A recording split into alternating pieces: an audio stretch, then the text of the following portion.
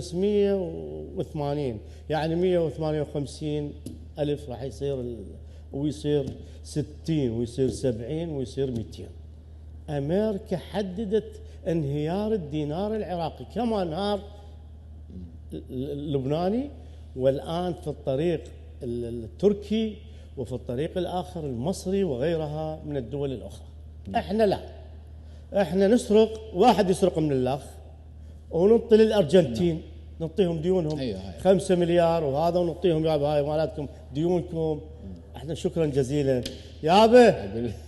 سامع ذولا قبل هاي وساتر اللي كانوا يطلعون مسيرات بزمن صدام، بوش يقول لك كلينتون هذا طايح حظنا، يابا ذاك طيح، هسه مو طيحتي حظ البلد، هم طيحوا حظنا، طيحت حظ البلد. الواقع من مدرسه يفتتح مكتب اعلام يقول 64 من ناشط مدني اللي اسمه محمد الشياع السوداني من كان قبل الحكومه، ناشط سمعنا عنه. محمد يخاطب محمد يكلم محمد، يقول له ثوره الجياع قادمه، انت شايف؟ هو يجي يقول الروحه قبل من كان برا المنصب كان عنده ثوره جياع، هسه ما ادري ايش عنده ثوره، ما اعرف، ما ادري من